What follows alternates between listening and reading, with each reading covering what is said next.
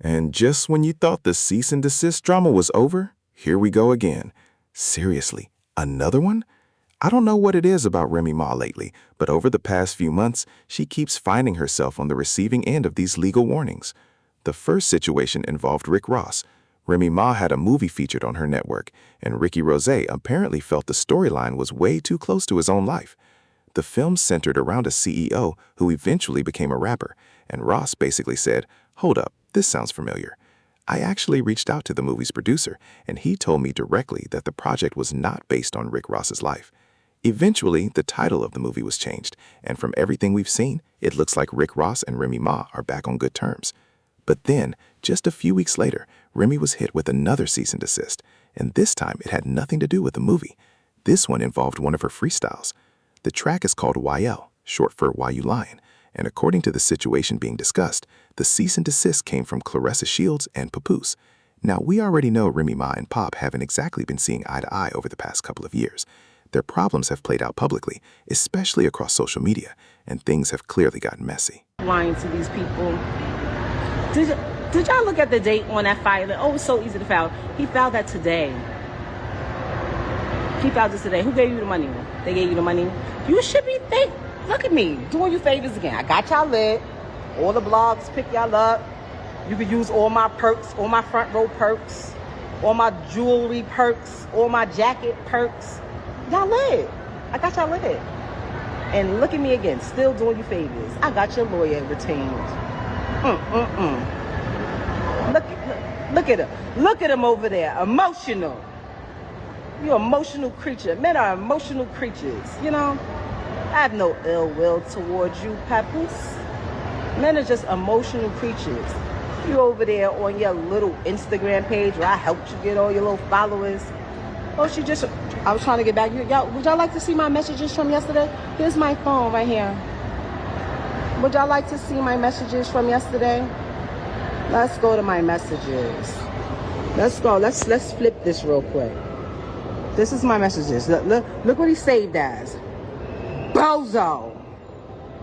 Let's scroll down. Let's go to yesterday. This is yesterday. Let's go up. Look at him being my friend. Sending me pictures of the baby.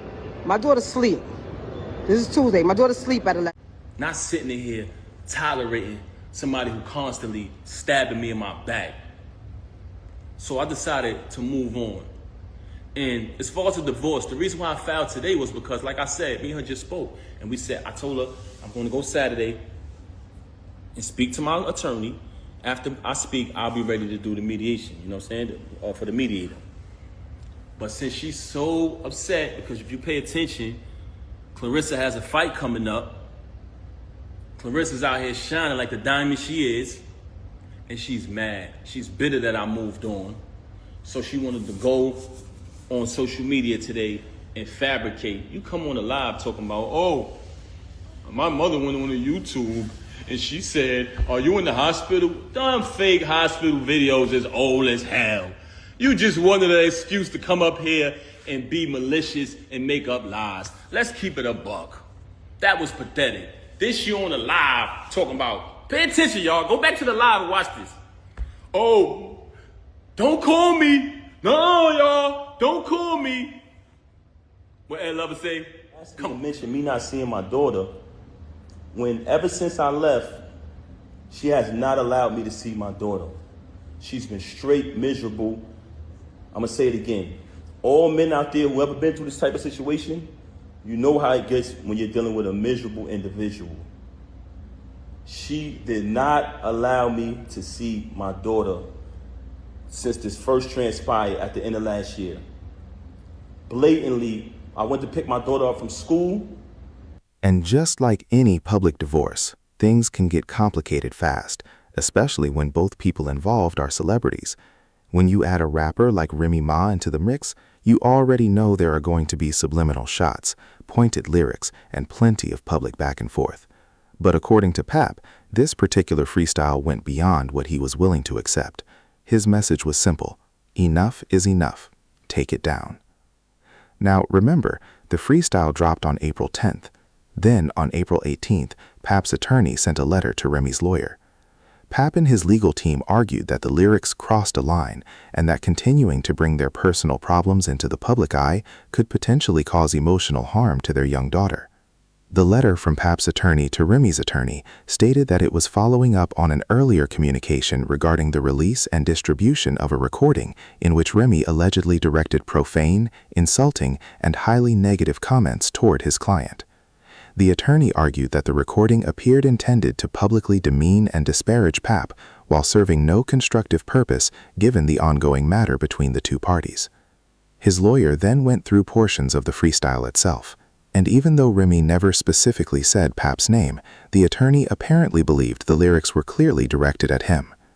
The letter went on to say that the situation was especially concerning because a young child was involved.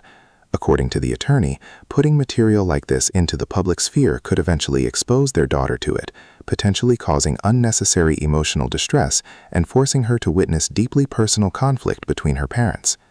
The lawyer's broader point was that both sides need to understand that what they do publicly today could have lasting effects on their child in the future. But so far, Remy doesn't appear to be backing down. The freestyle is still up, and she recently took things even further by performing it at Angie Martinez.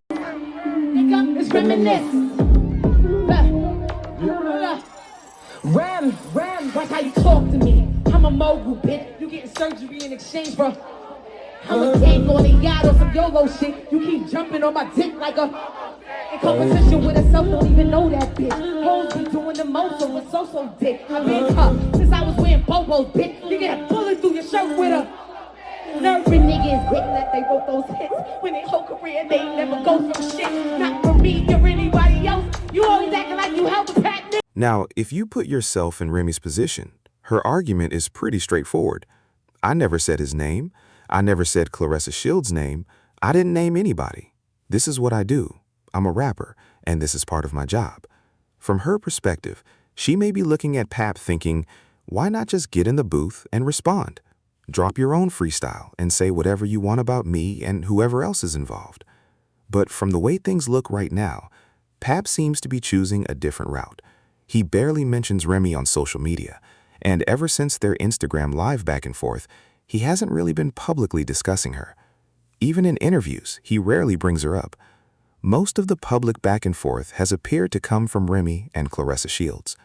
And honestly, I wouldn't be shocked if Claressa Shields is somehow involved in helping Pap with the legal side of the situation, including potentially helping cover the cost of the lawyer handling the cease and desist. That's obviously speculation, but considering everything happening around them, it's an interesting possibility to keep an eye on. Either way, this situation clearly isn't finished yet, so we'll have to wait and see what happens next. But I want to hear from you guys. What do you make of Pap taking this approach toward Remy Ma? Do you think going the legal route is overdoing it when you're dealing with a rapper, or does the situation